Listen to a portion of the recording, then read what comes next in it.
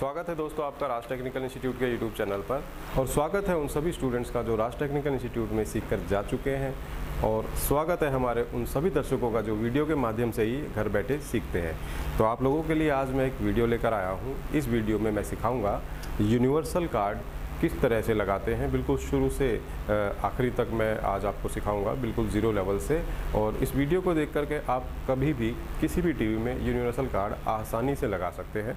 तो मेरे हाथ में यहाँ पर 3 यूनिवर्सल कार्ड हैं, जिसमें नॉन स्मार्ट और स्मार्ट दोनों हैं। और आज हम सिखा रहे हैं हमारे सभी स्टूडेंट्स को, और साथ में आपको भी हम सिखाने की कोशिश करेंगे अगर आप ये वीडियो ध्यान से देखेंगे तो हमारे स्टूडेंट्स की तरफ एक बार दिखाओ।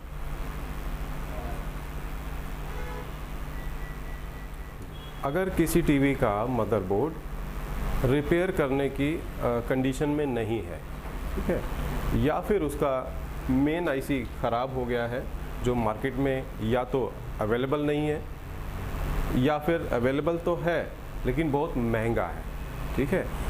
और महंगी आईसियाँ अगर आप ख़रीद के लगाते भी हैं तो कई बार ऐसा होता है कि वो चलती नहीं है, आईसियाँ ख़राब भी आ जाती हैं। अब जैसे हम सोनी के प्रोसेसर की बात करें, 2700 रुपये का स्मार्ट बोर्ड का प्रोसेसर आता है, 2700 का आता है, ठीक है। अगर आप वो मंगा करके लगाते हैं, बाई चांस ख़राब निकला तो आपके पैसे गए, ठीक है ना। तो जब भी ऐसी सिचुएशन में आप लोग आते हैं कि पुराने मदरबोर्ड को रिपेयर करना या तो महंगा पड़ रहा है या पॉसिबल नहीं है किसी कारणवश, तो हम यूनिवर्सल कार्ड्स का इस्तेमाल करते हैं, ठीक है। यूनिवर्सल कार्ड बहुत ही बढ़िया काम करते हैं, बहुत ही बढ़िया, ठीक है। कई बार हमारी दुकान पे कस्टमर हमें कहते हैं कि हमें तो ओरिजिनल बोर्ड ही डाल के दो। ओरिजिनल बोर्ड किसी भी टीवी का, चाहे वो सैमसंग है, सोनी है, एलजी है, किसी भी कंपनी का ब्रांडेड है, उसका ओरिजिनल नया बोर्ड तो आपको मार्केट में मिलेगा नहीं, ठीक है। आपको बोर्ड मिलेगा तो पुराना मिलेगा, ठीक है। तो अगर कस्टमर कहता है कि भैया मुझे तो ओरिजिनल ही चाहिए, तो आपको उन्हें बताना चाहिए कि सर ये बोर्ड नया नहीं मिलता है, और नया अगर मिलेगा तो सर्विस सेंटर से मिलेगा, और सर्विस सेंटर में 500 रुपये की चीज़ के 5000 रुपये लेते हैं। बोर्ड इतने का मिलेगा जितने का वो टीवी आज के टाइम में उसकी कीमत ही नहीं है, ठीक है। और अगर आप मार्केट से सेम बोर्ड लेकर भी आते हैं ओरिजिनल, तो वो पुराना मिलता है, ठीक है जी। तो ग्राहक को आपको बताना है साफ साफ कि सर वो पुराना मिलेगा और उसकी कोई गारंटी नहीं मिलेगी। मैक्सिमम गारंटी मिलेगी तो 15 दिन की मिलेगी, उसके बाद ख़राब हो गया तो पैसे बेकार, ठीक है। तो सबसे अच्छा है यूनिवर्सल कार्ड, कि आप यूनिवर्सल कार्ड लगाएं, क्योंकि ये तो नया है, एकदम फ्रेश है, बढ़िया चलता है। और जो सेम ओरिजिनल बोर्ड आप पुराना लेकर आएंगे मार्केट से, और पुराना बोर्ड बेचने वाले आपको ये कहेंगे कि नया है, क्योंकि वो उसकी पॉलिश इतनी अच्छी करके रखते हैं, पन्नी में पैक करके, आपको भी लगेगा कि नया है। एक तो महंगा मिलता है ओरिजिनल बोर्ड, पुराना मिलता है, गारंटी नहीं मिलती। यूनिवर्सल बोर्ड सस्ता मिलता है, नया मिलता है, इसकी गारंटी आप अपनी तरफ से दे सकते हो 1 साल तक की भी, ठीक है। तो ये कारण है आप यूनिवर्सल कार्ड की ही ज़्यादातर कस्टमर को सलाह दें, ताकि उसके पैसे भी कम लगें और उसका टीवी भी बढ़िया चले। और पिक्चर क्वालिटी किस तरीके से अपग्रेड करनी है वो मैंने आपको पैनल फॉर्मेट के बारे में बताया ही था, तो उससे आप कर सकते हैं। तो आपके पास यूनिवर्सल कार्ड रखे हुए हैं, ठीक है जी, सबके पास है जी। तो जब आप ये यूनिवर्सल कार्ड खरीदते हैं मार्केट से, तो आपको इसके साथ मिलता है एक रिमोट, और आपको मिलेगा कीपैड पैनल, IR, ये दोनों चीज़ें आपको मिलेंगी, ठीक है। तो इस कार्ड को चलाने के लिए यहाँ पर आप देख सकते हैं, इस तरफ देखो आपके पास कार्ड में, ठीक है, अडाप्टर लगाने की जगह है, ठीक है। तो यहाँ से आप 12 वोल्ट दे सकते हैं इसको, ठीक है। और 12 वोल्ट आप यहाँ भी दे सकते हैं, और इसके ठीक साइड में एक लाल रंग का कनेक्टर लगा हुआ है। इसके पीछे देखो क्या लिखा है,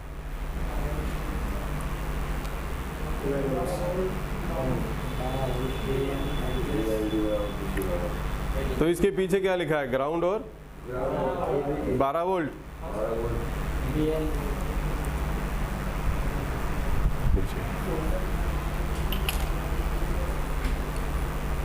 ठीक है।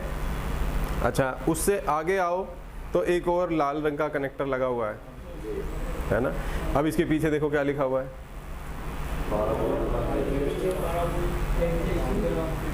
भाई इसके पीछे लिखा है ग्राउंड, VCC या 12 वोल्ट लिखा होगा, ADJ और BL ऑन लिखा हुआ है। ठीक है, लिखा हुआ है। तो ये किस काम के लिए है? हाँ, जब हम ये कार्ड किसी टीवी में लगाते हैं, ठीक है, तो उस टीवी की जो बैकलाइट है वो टीवी ऑन होने के बाद जलनी चाहिए, उससे पहले नहीं चलनी चाहिए ना। तो जब हमने ये वाला कार्ड लगा दिया तो हमें इस कार्ड से BL ऑन सिग्नल देने होंगे बैकलाइट ड्राइवर को, ताकि जब इस कार्ड को चालू किया जाए तभी बैकलाइट भी जले, बंद किया जाए तो बैकलाइट भी बंद हो जाए। ये सारा सिस्टम आपको प्रैक्टिकल में थोड़ी देर में दिखाएंगे। ठीक है। और यहाँ पर जो ये लाल रंग का कनेक्टर है तो इसमें 12 वोल्ट लिखा हुआ है, तो यहाँ पर आप 12 वोल्ट इस कार्ड को चलाने के लिए दे भी सकते हैं, और यहाँ से 12 वोल्ट अगर आपको किसी और जगह पे देना है, जैसे बैकलाइट ड्राइवर अलग से लगा रहे हो आप, उसको देना है तो आप वहाँ से 12 वोल्ट भी दे सकते हैं। उसके बाद आगे आ जाइए, एक सफ़ेद रंग का वाइट कलर का कनेक्टर लगा हुआ है, देखो आपके साथी के पास कार्ड है। ठीक है, तो यहाँ पर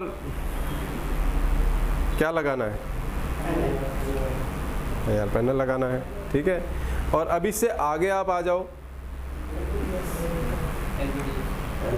जी, ये है LVDS कनेक्टर। अब पैनल की जो केबल है, पैनल का कनेक्शन है, अब पुराने ख़राब बोर्ड पे तो लगेगा नहीं, अब इसमें लगाना है। ठीक है, अब पैनल जो होते हैं अलग अलग वोल्ट के होते हैं, कोई 3.3 का होता है, कोई 5 का होता है, तो कोई 12 का होता है, और कोई भाई एक 3.3 और एक 5 और एक 12 और 19 तीन ही होते हैं पक्का। ठीक है, 3.3 5 12 और बस। ठीक है, तो इस बोर्ड में हम किसी भी वोल्ट का पैनल लगा सकते हैं। अगर हमने 3 वोल्ट का पैनल लगा दिया और इस बोर्ड ने दे दिया उसको 12 वोल्ट, तो पैनल ख़राब हो जाएगा या और बढ़िया चलेगा? ख़राब हो जाएगा, बिल्कुल ख़राब हो जाएगा। तो इसीलिए इस बोर्ड में 3 ऑप्शन दिए हुए हैं वोल्टेज के। आप ठीक वाइट वाले कनेक्टर के पीछे देखें, वाइट वाले कनेक्टर के ठीक पीछे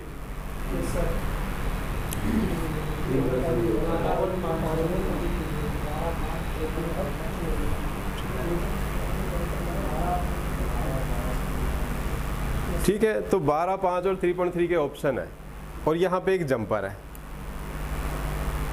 इस टाइप का एक जंपर होता है। ठीक है, यहाँ पे तो अब आप इस जंपर को 3.3 की जगह सेट कर दो या 5 पे कर दो, भाई जितने वोल्ट का पैनल है वहाँ कर दो। ठीक है, तो 5 वोल्ट पे सेट कर दिया, तो अब ये बोर्ड 5 वोल्ट ही पैनल को देगा, 5 वोल्ट के पैनल के लिए। ठीक है, अच्छा अब और आगे आ जाओ जी, उससे यहाँ पर एक सफ़ेद रंग का कनेक्टर आपको मिलेगा।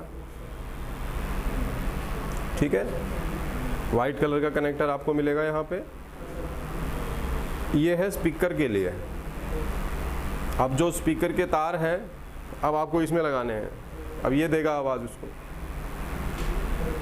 ठीक है, ठीक है जी, देख लिया। ठीक है जी, चलिए ये तो आपको कनेक्टर के बारे में पता चल गया है। ठीक है, बाकी तो लिखा भी हुआ है ऊपर। अच्छा, अब हमने इस बोर्ड को किसी पैनल में लगाया, यानी किसी टीवी में लगाया, और पैनल्स की जो रेजुलेशन है वो अलग अलग होती है, यानी पैनल की जो पिक्चर क्वालिटी है वो अलग अलग होती है। ठीक है, और इस कार्ड के अंदर 6 से 7 पैनलों को चलाने के लिए कंपनी ने सॉफ्टवेयर पहले से डाल रखा है।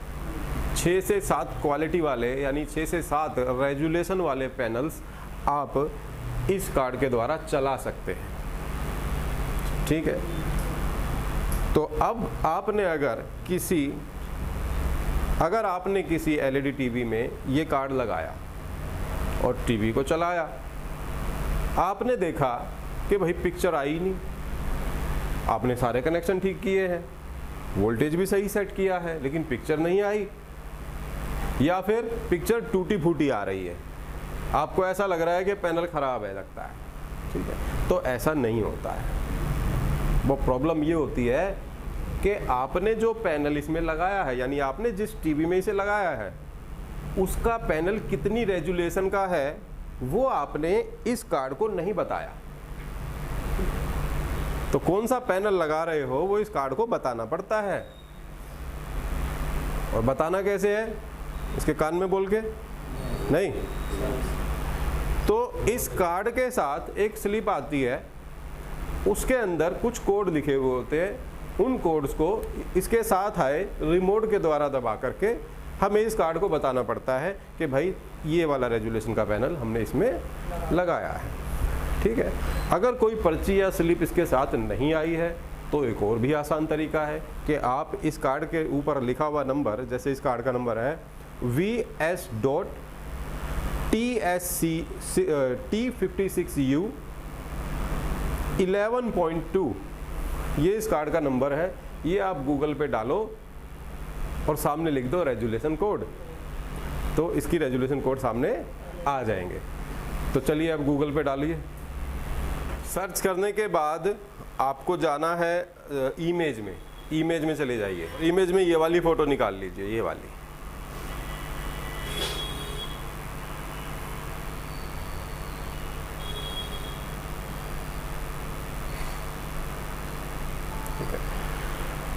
ठीक है, ये वाली फ़ोटो निकाल लीजिए। तो ये वाला जो फ़ोटो है इसके अंदर इस कार्ड का रेजुलेशन कोड दिया हुआ है, ठीक है। इसके अलावा और भी लेटेस्ट कार्ड मार्केट में आ चुके हैं। इन सभी के जो रेजुलेशन कोड है या तो स्लिप के साथ आ जाएंगे इसके साथ, या फिर इनका भी गूगल से निकाल सकते हो, चाहे वो नॉर्मल बोर्ड है चाहे वो कोई स्मार्ट बोर्ड है, ठीक है। तो देखिए यहाँ पर ये इमेज निकल गई है, ठीक है जी। तो अब इसको पढ़ना कैसे है, इन कोड्स को डालना कैसे है? तो देखिए यहाँ पे लिखा हुआ है ओल्ड सॉफ्टवेयर बोर्ड सबसे ऊपर, उसके नीचे लिखा है न्यू सॉफ्टवेयर बोर्ड, सबसे नीचे क्या लिखा है? वेरी ओल्ड सॉफ्टवेयर बोर्ड, ठीक है। तो अब ओल्ड सॉफ्टवेयर बोर्ड कभी नहीं आएगा, वेरी ओल्ड कभी नहीं आता, पिछले 4-5 सालों से न्यू सॉफ्टवेयर बोर्ड आ रहा है। तो बीच वाला कोड आपको देखना है, पढ़ना है, ठीक है। तो बीच वाले में जहां पर न्यू सॉफ्टवेयर बोर्ड लिखा है वहां पर उल्टे हाथ की तरफ 1366,768 है ना, 1366 गुणा 768, ठीक है। तो ये तो है रेजुलेशन, उल्टे हाथ पे लिखी हुई है रेजुलेशन। अगर आपका पैनल 1366,768 रेजुलेशन का है तब आपको इस कार्ड के साथ आए हुए रिमोट के द्वारा इनपुट 31,181 दबाना है। ऐसा करने पर टीवी बंद होकर चालू हो जाएगा और इस बोर्ड को पता चल जाएगा कौन सा पैनल है। तो उसमें पिक्चर जहां नहीं आ रही थी या खराब आ रही थी तो पिक्चर एकदम साफ आएगी, क्लियर आएगी, पिक्चर आ जाएगी, ठीक है। अगर आपका पैनल है 1024 गुना 768, तब क्या कोड दबाओगे? बोलो। इनपुट 31,182।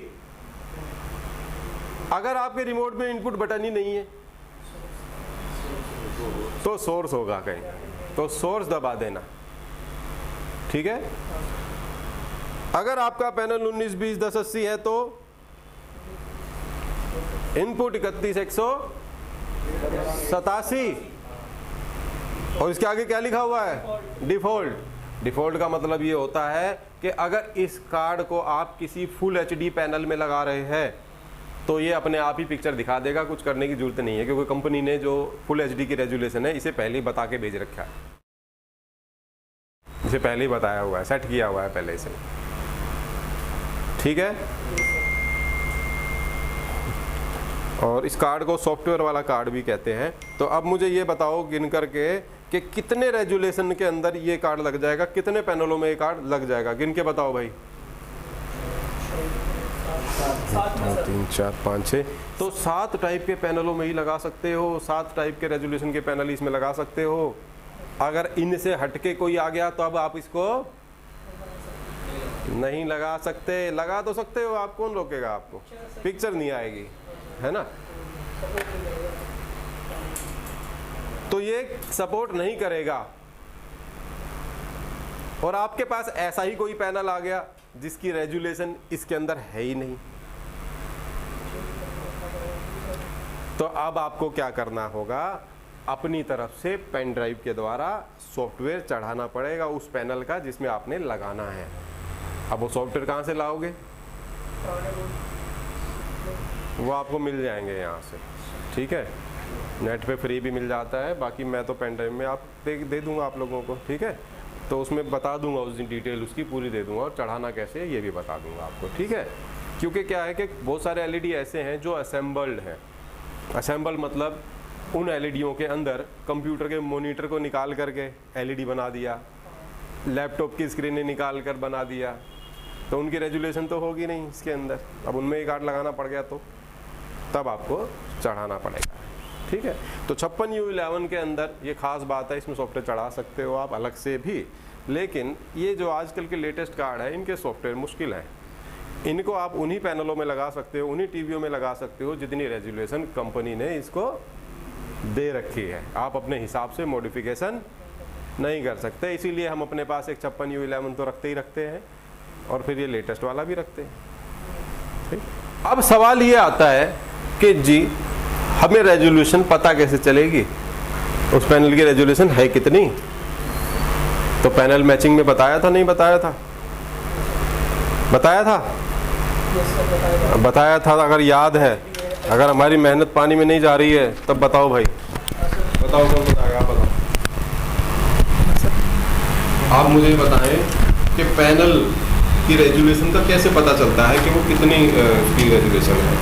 सर उसमें कोड रहता है, जैसे कि कौन सा कोड याद भूल गया, 1080 सर, 5 तार रहे तो HD है, और 5 पैर रहे तो HD है सर, और उसमें 10 पैर रहे तो FHD है, फुल HD।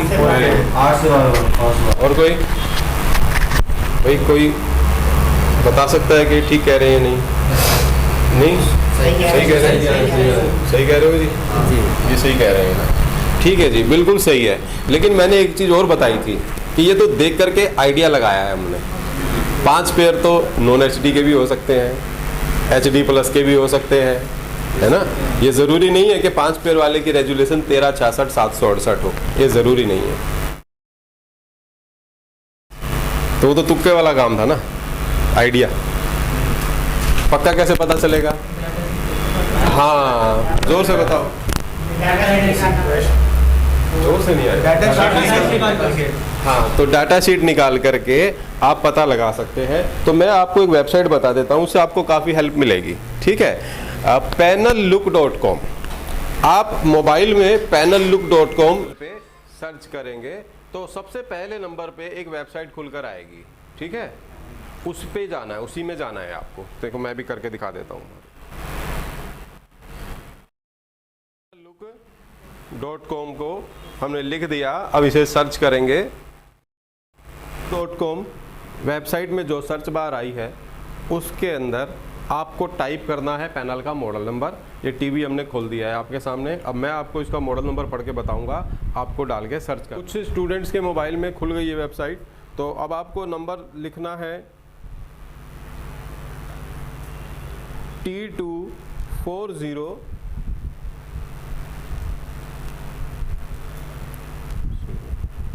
XW01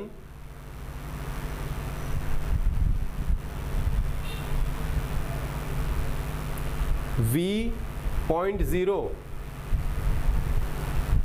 V का मतलब वर्जन होता है। आ गया V.0 आ गया है।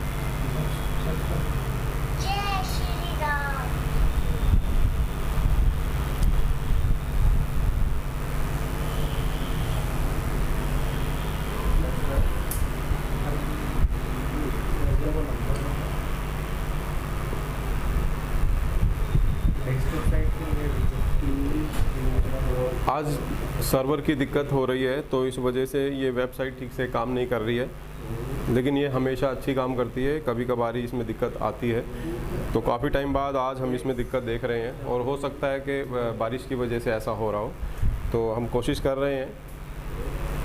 तो देखिए, सभी के मोबाइल में नेट की दिक्कत होने की वजह से, सर्वर की दिक्कत होने की वजह से ये वेबसाइट खुल नहीं रही थी, लेकिन हमारे एक स्टूडेंट के मोबाइल में खुल गई है, अच्छे से खुल गई है। और इसके अंदर पैनल की डिटेल डालने के बाद पैनल की जो भी जानकारी है इसके अंदर हमें मिल गई है, ठीक है। और ये जानकारी कैसे मिलती है, तो देखिए, सबसे पहले हम हमारे YouTube दर्शकों को बता दें कि देखिए दोस्तों, इस टाइप का आपको लिस्ट मिलेगा पैनल का नंबर डालने के बाद, और यहीं पे आपको, जैसे कि आप यहाँ देख सकते हैं, रेजुलेशन आ रहा है ठीक से, ये रेजुलेशन के सामने लिखा हुआ है 1366/768, यानी जो ये पैनल है ये HD पैनल है, HD रेडी भी इसको कहा जाता है।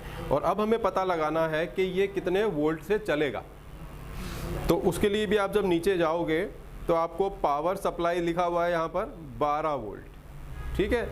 तो हमें पता चल चुका है, देखिए सबसे ऊपर लिखा है रेजुलेशन जो है 1366/768, ठीक है। वो आप थोड़ी देर बाद जब वेबसाइट अपना चल जाएगी तब आप देख लेना पर्सनल अपने मोबाइल में।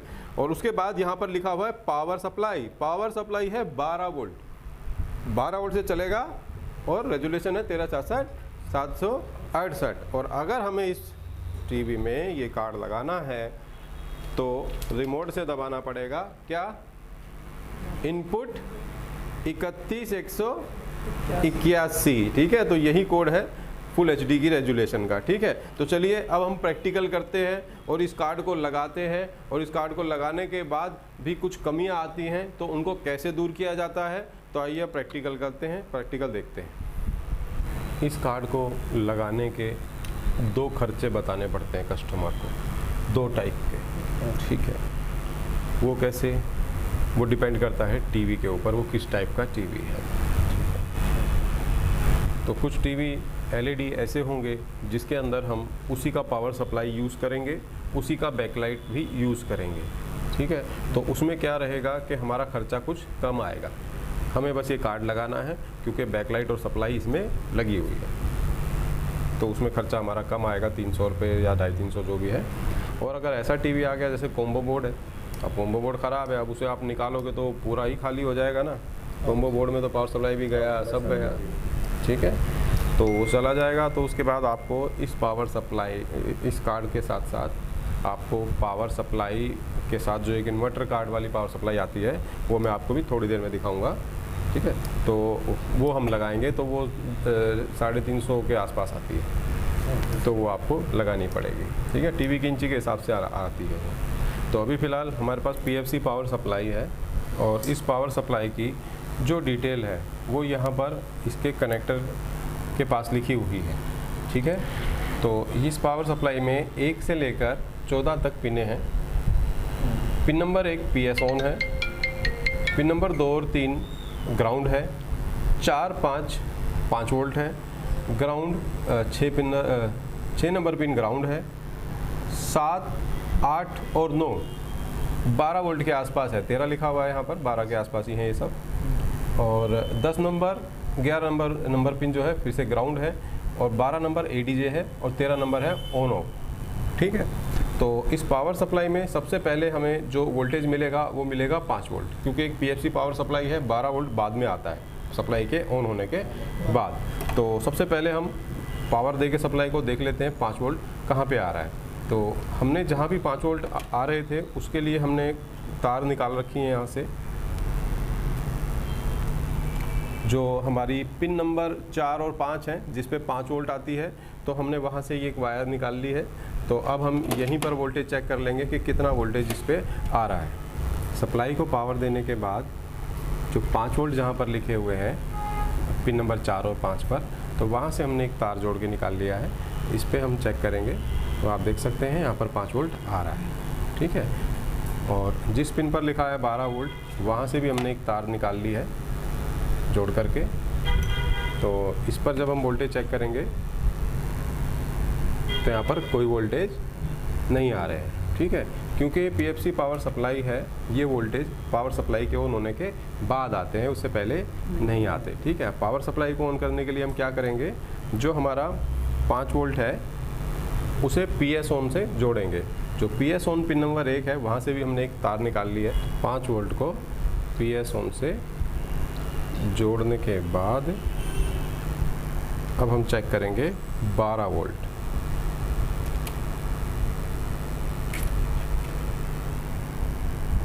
तो यहाँ पर 13 वोल्ट आ रहे हैं, 12 के आसपास है, चल जाएगा। ठीक है, तो ये 13 वोल्ट यहाँ पर आ रहे हैं। तो ये पावर सप्लाई हमारी ओके। ठीक है, अब हमें चेक करना है कि इसका बैकलाइट सेक्शन भी ठीक है या नहीं है। तो जैसा कि आप जानते हो, बैकलाइट सेक्शन को ऑन करने के लिए BL ऑन सिग्नल की ज़रूरत पड़ती है। तो BL ऑन तो मिल नहीं रहा होगा क्योंकि मेन बोर्ड तो इसमें है नहीं। तब हम कैसे चेक करें उसको, तो आप BL ऑन वाली पिन को 5 वोल्ट से एक बार टच करके देख सकते हैं कि बैकलाइट ऑन हो रही है या नहीं हो रही है। तो एक बार आप टच करके देखो, देखो यहाँ पे ये दिखाना, कैमरे में दिख रहा है ये देखो, ठीक है, आ रही है। तो इससे पता चलता है कि हमारा बैकलाइट ड्राइवर भी बिल्कुल ठीक है। ठीक है, सप्लाई भी ठीक है, बैकलाइट ड्राइवर भी ठीक है। तो यहाँ तक हमारा सब कुछ ओके है, चेक कर लिया। अब हम ये कार्ड इसमें लगाएंगे। तो अब इस कार्ड को चलने के लिए 12 वोल्ट की ज़रूरत पड़ती है।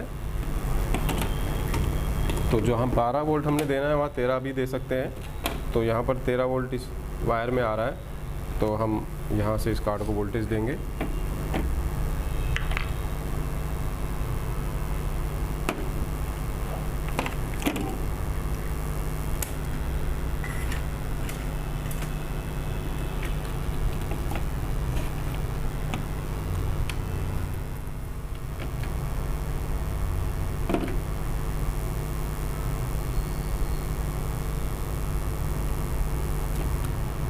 ये BL ऑन का कनेक्शन है, ये हम करेंगे, डालेंगे BL ऑन में।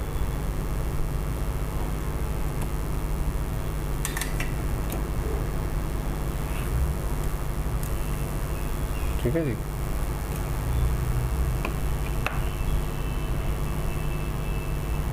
और जो PS ऑन की जो वायर है इसको टिप्स, ठीक है, इसको जुड़ा ही रहने देंगे। उसके बाद LVDS कनेक्टर लगाएंगे और ये भी देख लेंगे कि जो पैनल में VCC वोल्ट है वो राइट साइड से जा रहा है या लेफ्ट साइड से जा रहा है। उसी के हिसाब से हमें केबल लेनी पड़ेगी। ठीक है, और अब हम इसको ऑन करके एक बार देखते हैं।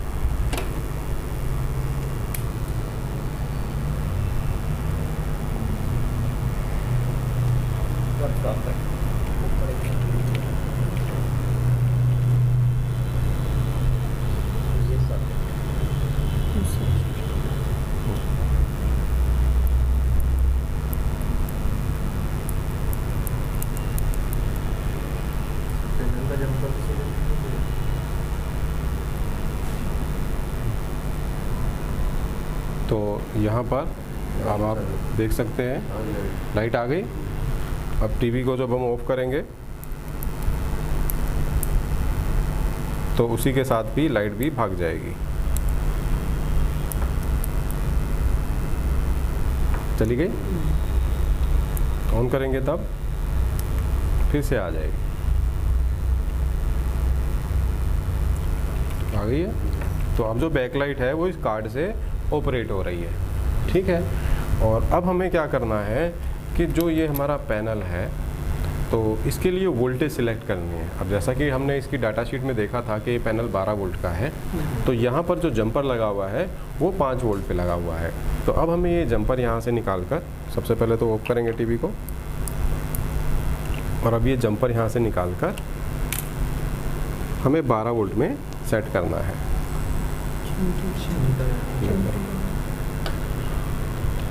ये 12 वोल्ट में सेट कर दिया। ये 3.3 में है, ये इधर 12 वोल्ट आ गया, इधर ये 12 वोल्ट में हमने सेट कर दिया। ठीक है,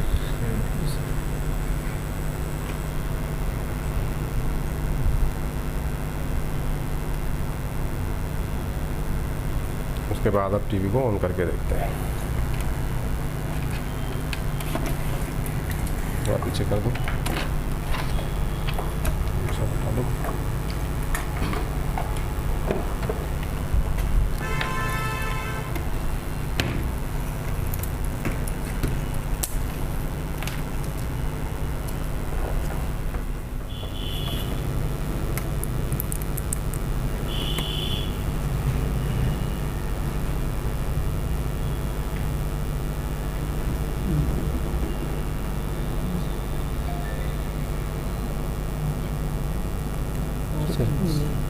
तो यहाँ पर पिक्चर तो आ गई है, लेकिन जो स्क्रीन है वो थोड़ी टूटी फूटी आ रही है, ठीक है ना, पिक्चर साफ नहीं आ रही, ठीक से नहीं आ रही है। तो इसका मतलब पैनल ख़राब है? नहीं, ऐसा हो सकता है कि इस कार्ड में जो सॉफ्टवेयर है अभी दूसरा वाला है और पैनल हमने कोई और लगाया हुआ है, ठीक है। तो इसमें हमने कौन सा पैनल लगाया था? 1366 768 है ना, 1366 768 है इसका रेजोल्यूशन। तो अब इसके साथ जो रिमोट आया है तो उससे हमें कौन सा कोड दबाना होगा? निकालो एक बार, फिर से निकालो इसकी डाटा शीट।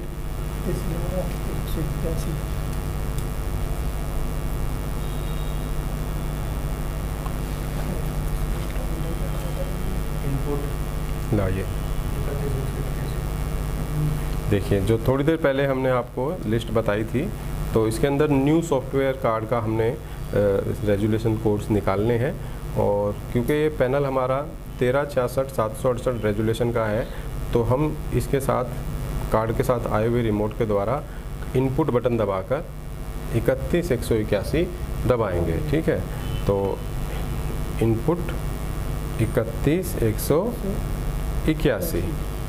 तो यहाँ पर एक प्रॉब्लम हमारे सामने आ रही है कि ये रिमोट काम नहीं कर रहा है, ठीक है, ये रिमोट काम नहीं कर रहा है। तो जब रिमोट ही काम नहीं करेगा तो कैसे फिर रेजोल्यूशन सेट होगी? तो रिमोट काम ना करने का कारण हो सकता है कि हमारा रिमोट ख़राब हो, है ना। लेकिन जब हम रिमोट को दबा रहे हैं तो लाइट जल रही है, देखना कैमरे में दिख रही है ना, ये लाइट ऑन हो रही है, तो रिमोट तो हमारा ठीक है। और इसके अलावा हम रिमोट को मोबाइल के कैमरे से भी तो चेक कर सकते हैं। तो दिखाओ एक बार ज़रा, कैमरा दिखाओ मोबाइल का, हो सकता है लाइट ही जल रही हो, इसको भी रखो।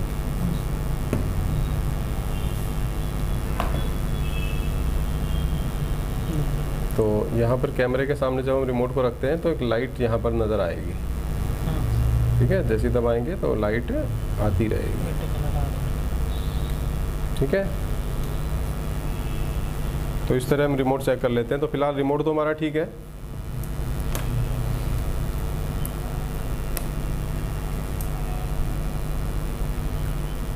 फिर भी ये काम नहीं कर रहा है, तार लूजिंग है इसका, कुछ वायर लूजिंग है।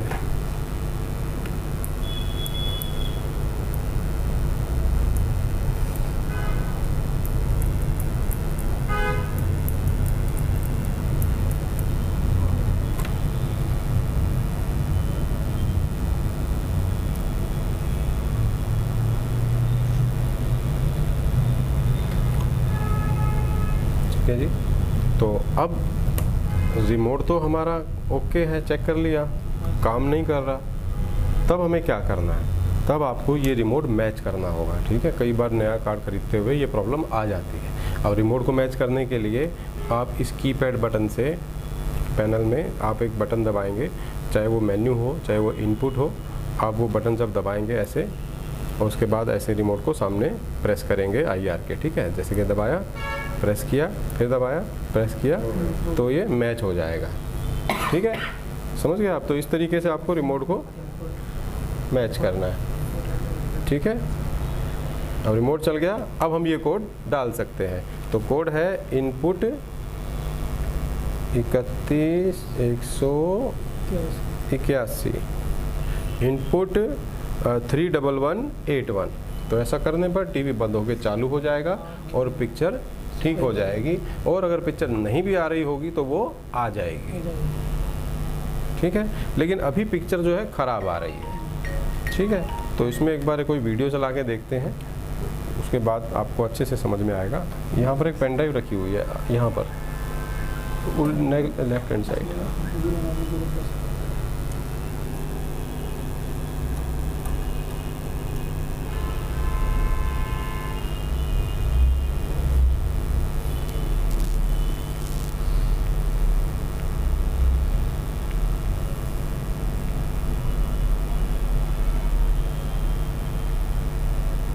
यहाँ पर मैपिंग की प्रॉब्लम आती है अगर हम ये कार्ड लगाते हैं तो, या फिर पिक्चर उल्टी आती है। तो इस प्रॉब्लम को हमें सेटिंग में जाके ठीक करना पड़ेगा। ठीक है, इसके लिए हमें इस कार्ड के सर्विस मेन्यू में जाना होगा। ठीक है, सर्विस मेन्यू में जाने के लिए इस कार्ड का जो कोड है वो है इनपुट 2580। ठीक है, तो किसी कार्ड का मेन्यू 1147 होता है और मैंने आपको जो व्हाट्सएप पे कोड्स भेजे हैं वो सभी कोड्स इनमें लगते हैं। किसी में तो कोई लगेगा तो किसी में कोई और लग जाएगा। ठीक है, तो अभी फ़िलहाल टीवी फिर से बंद हो गया है, तार इसकी लूज़ है, कोई लूजिंग इसमें है।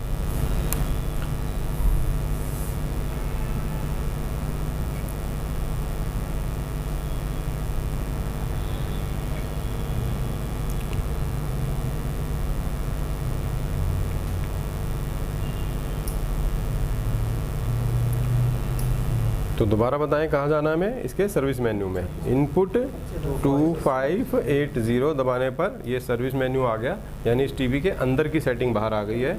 और अभी इस सेटिंग के अंदर हमें जाना है कहाँ पर, पैनल एडजस्ट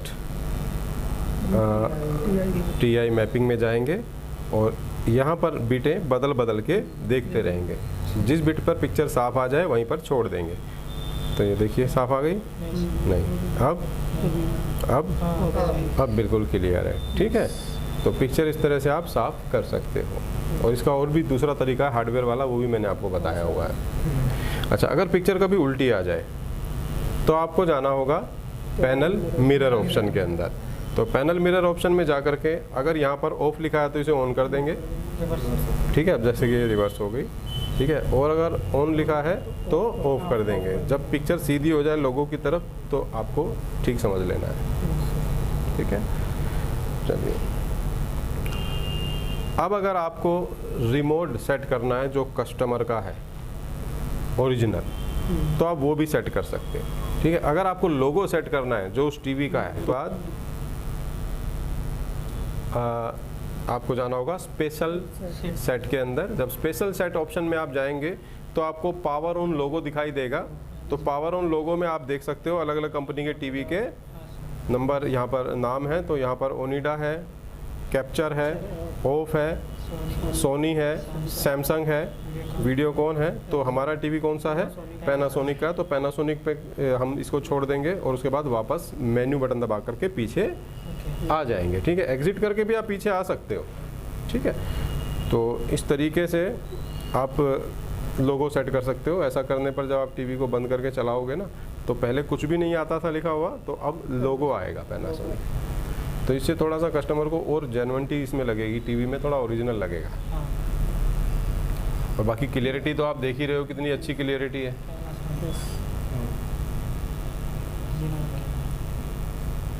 ठीक है जी, तो इस तरह से आप कर सकते हो। और अगर रिमोट भी सेट करना है तो आप रिमोट भी सेट कर सकते हो किसी भी टीवी का। तो वो कैसे करना है, यहाँ पे कोई ओरिजिनल सोनी का रिमोट होगा इसके अंदर, इसी के अंदर। हाँ, सोनी का कोई पुराना सा रिमोट होगा। हाँ,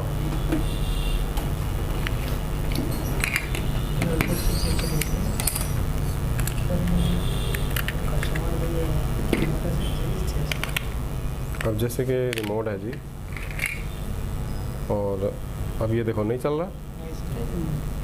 अब हम इसे मैच करेंगे उसी तरीके से जैसा कि हमने लोकल रिमोट मैच किया था। चल गया।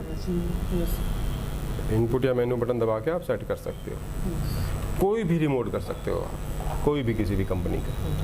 ठीक है, हाँ, बस एक चीज़ ध्यान रखनी है कि अगर दोबारा से कोई बटन दब गया तो ये रिमोट फिर से काम नहीं करेगा। ठीक है, दोबारा मैच करने के लिए फिर से आपको ये करना पड़ेगा। ठीक है, हाँ जी, हाँ जी। तो आप जब ये यूनिवर्सल कार्ड लगा के देंगे तो आप ये कीपैड हटा के देंगे। ठीक है, और वैसे भी इनका यूज़ नहीं होता है और ये ख़राब भी जल्दी होते हैं। कस्टमर वापस लाएगा रिपीट। और वैसे भी कीपैड कोई चलाता नहीं है, लोग ये रिमोट ही यूज़ करते हैं। ठीक। और अगर आप चाहते हो कि कोई जो अगर आप चाहते हो कि यूनिवर्सल कार्ड जिसमें आपने लगाया है वो टीवी ऑटोमेटिक ऑन हो जाए जैसे ही प्लग में तार लगाए, तो वो भी आप सेटिंग कर सकते हो। उसके लिए भी आपको सर्विस मेन्यू में जाना है।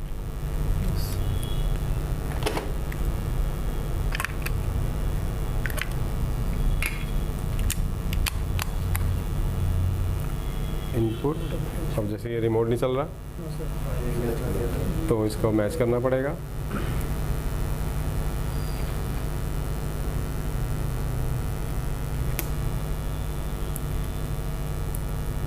चलिए इनपुट 2580,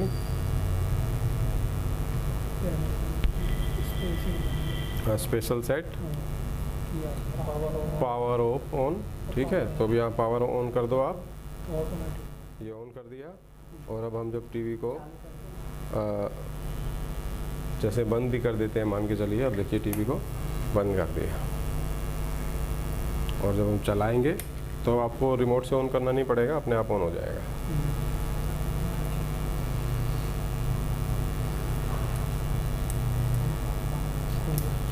ठीक है।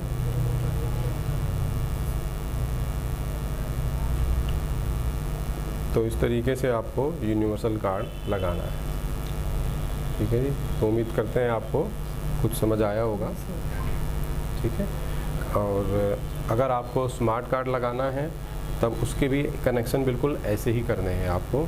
तो अभी आपको मैं स्मार्ट कार्ड दिखाता हूँ कैसा होता है करना स्मार्ट कार्ड, ये वाला।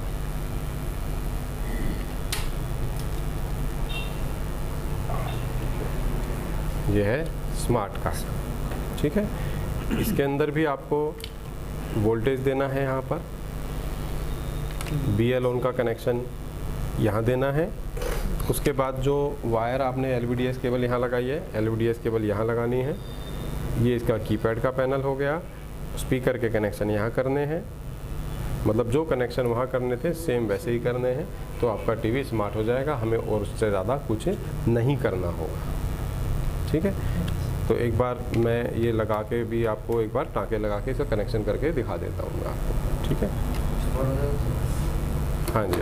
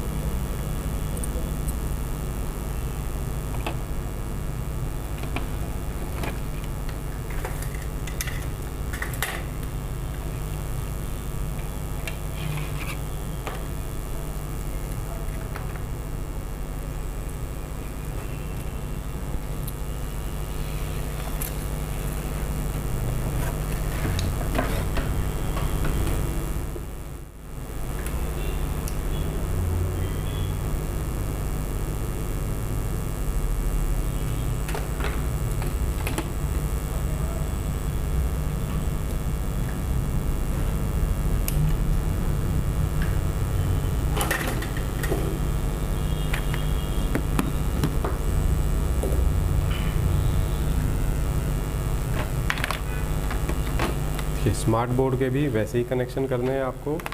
12 वोल्ट हमने यहाँ पर दे दिए हैं, जहाँ पर ये अडाप्टर लगता है 12 वोल्ट का। और BL ऑन हमने यहाँ से दे देना है, जहाँ पर लिखा होता है BL ऑन। और यहाँ पर आप देख सकते हो पावर यहाँ पर ऑन हो गई है। ठीक है। अब हमें टीवी को करना है ऑन। स्टैंड बाई लाइट है, यहाँ पर ऑन हो गई है। इसमें ग्रीन स्टैंड बाई लाइट है, ऑन होने के बाद रेड हो गई है। तो यहाँ पर आप देख सकते हैं स्मार्ट टीवी।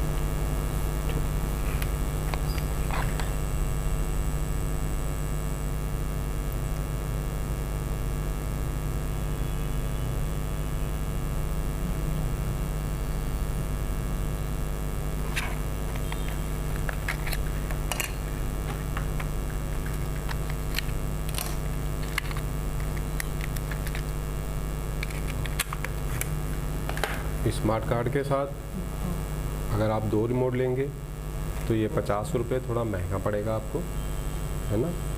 और अगर आप सिंगल रिमोट लेते हैं ये वाला, 50 रुपये सस्ता मिलेगा। जैसे 1600 1650 आता है, तो 50 रुपये का डिफरेंस होगा। और इस रिमोट का कोई ख़ास काम नहीं है, जो फंक्शन इसके अंदर है वो सब इसके अंदर है। ठीक है ना। जैसे इसमें लिखा है यूट्यूब, तो ये रहा यूट्यूब। नेटफ्लिक्स तो ये रहा नेटफ्लिक्स, हॉटस्टार ये रहा हॉटस्टार, ठीक है ना। सारे फंक्शन तो इसके अंदर है ही। अमेज़ोन है, इसमें भी अमेज़ोन है, ठीक है। और इसके अंदर भी माउस है, तो ये भी माउस है, इससे इधर उधर कर सकते हो। तो ये वेस्ट ऑफ मनी, इसका कोई फ़ायदा नहीं है। आप ये रिमोट लो, इसी से आप काम कर सकते हो, ठीक है। इसमें चैनल मैच ही नहीं करना, रिमोट मैच नहीं करना नहीं, इसमें नहीं करना पड़ता, ठीक है। माउस मोड ये देख रहे हो ना, कर्सर आ गया इधर, ये माउस मोड हो गया, ठीक है। माउस मोड बंद करना है तो माउस को बंद कर दो आप, रिमोट मोड, ठीक है। तो इस तरीके से आपको कनेक्शन करने हैं इसके। तो बिल्कुल सेम कनेक्शन है दोनों के, ठीक है। इसमें वो सॉफ्टवेयर आया था चैनल मैचिंग के लिए जी, इसके साथ भी कोड आते हैं, रेजुलेशन कोड, ठीक है। तो वो आप रिमोट के द्वारा दबाकर सेट कर सकते हैं। इसमें वैसे सेम वैसे। हाँ जी, हाँ जी। तो बताइए यहाँ तक आपको समझ आया जो भी हमने आपको बताया, ठीक है। तो इस तरीके को फॉलो करके आप कोशिश करेंगे लगाने की बोर्ड, ठीक है, 100%। उम्मीद करते हैं दोस्तों वीडियो में दी गई जानकारी से आपको काफ़ी हेल्प मिलेगी। और वीडियो काफ़ी लंबी होने की वजह से, जैसे बीच में कई बार फ़ोन आ जाते हैं या कोई छोटी मोटी चीज़ें, जैसे कोई टूल्स कोई हमें निकाल के लाना है, तो वहाँ तक कुछ वीडियो है हमने कट ज़रूर हम करेंगे इसके अंदर, लेकिन वीडियो में कोई ऐसी ज़रूरी बात नहीं काटी गई है जिससे आपको परेशानी हो ये बोर्ड लगाने में। तो आगे भी दोस्तों इस तरह की वीडियो हम कोशिश करेंगे आप लोगों के लिए बनाने की, बल्कि कोशिश नहीं, हम बनाएंगे ही आप लोगों के लिए। तो वीडियो अगर आपको पसंद आया तो ज़रूर आप इसे लाइक ज़रूर करें, क्योंकि गुरुदक्षिणा मुझे तो लेनी होती है। तो आप चाहे वीडियो को लाइक करके दें, चाहे आप हमारे चैनल को सब्सक्राइब करके दें, तो वही हमारे लिए हमारी गुरुदक्षिणा होगी उन लोगों के लिए जो वीडियो के माध्यम से ही हमारे यहाँ पर सीखते हैं। तो दोस्तों मिलेंगे अगली वीडियो में, और हमारे सभी स्टूडेंट्स की तरफ से आप सभी लोगों को